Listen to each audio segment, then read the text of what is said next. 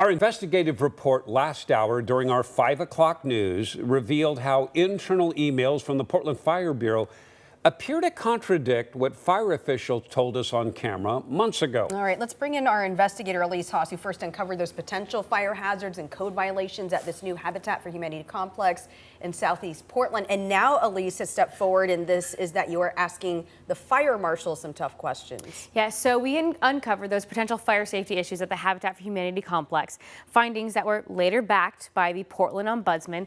And after 9 months of us asking the Fire Bureau leadership for answers, Fire Marshal Carrie Schimmel is now responding. When did your bureau become aware of issues at the Cherry Blossom complex? Oh, it's been over a year. A Habitat for Humanity homeowner sounded the alarm, reporting to Portland Fire that their Southeast Portland townhome complex has no fire lane. The initial homeowner complaint prompted the Fire Bureau to go to the complex to test their gear. Do the Cherry Blossom townhomes need aerial access, or will the ladders work? They are not required for aerial access. Ladders will work. But firefighters who visited the townhomes last June believed buildings were too tall for ladders. They shared their doubts in an email to a fire inspector, writing, 35-foot ladder cannot safely reach the roof at the driveway entrance. Other roof lines further in a possibility, but on the edge of safe climbing angle. I have emails where they literally say they came out and tested and say, no, it actually doesn't work, this isn't safe. They said at the driveway entrance. We're talking about 3 and 4 now. Driveway entrance doesn't require ladder access. It re-access from the Cherry Blossom Drive. So this is why our communication is very messy, because we're not having the same language and we're not talking about the same buildings. Portland's Deputy Ombudsman Tony Green disagrees with her assessment. The ground ladders do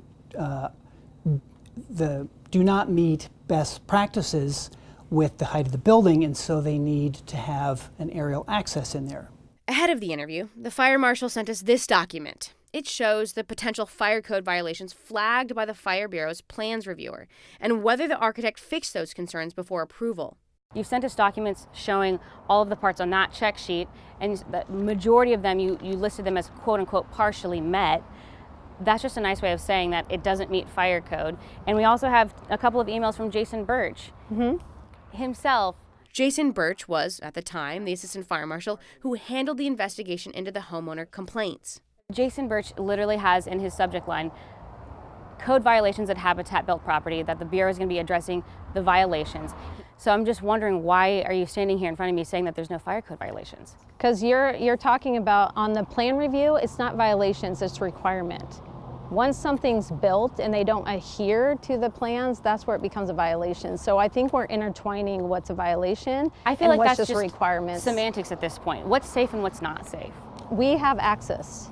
Where we have access to these buildings, the access is there. We have had Station 7 come out twice to show the ladders and the aerial, and we have our fire apparatus access. It is in place. It is clear. So now the HOA is going to make sure it stays clear by putting up parking signs, which helps them regulate that. Schimmel told the Homeowners Association to post no parking fire lane signs in front of 2 of the 7 buildings. But the Deputy Ombudsman's investigation found parking was not intended for any of the pavers or sidewalks. It baffles me that they continue to say that it's okay to park in the pavers. Nobody else says it. The architect has been really clear that that is not what those are there for. It's not part of the plans. I don't know why they continue to insist that it's allowed. It's not allowed. It was never supposed to be that way. It reduces the width of the road to below the code minimum for a regular truck.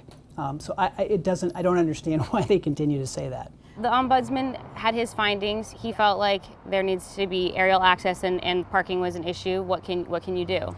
We just educate and work with the homeowners association or the owners and make sure that they are adhering to or understand the fire code.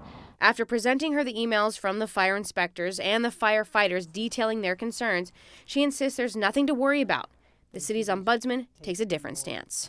They didn't embrace what's going on as fully or even as remotely fully as I would have liked. I will follow up on this, and if it's not resolved, I will continue to raise concerns and hope that if the Fire Bureau doesn't initially want to take responsibility, that people who can tell the Fire Bureau what to do will.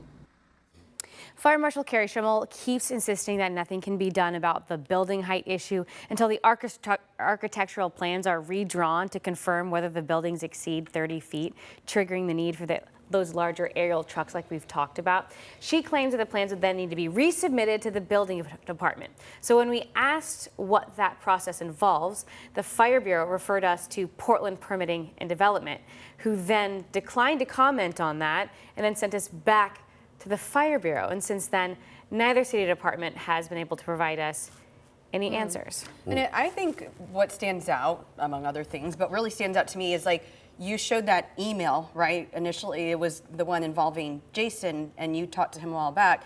And there's that part where, if I'm correct, it says that the fire department can make these recommendations if it's like, hey, paint the no parking paint signs here, and that should be it.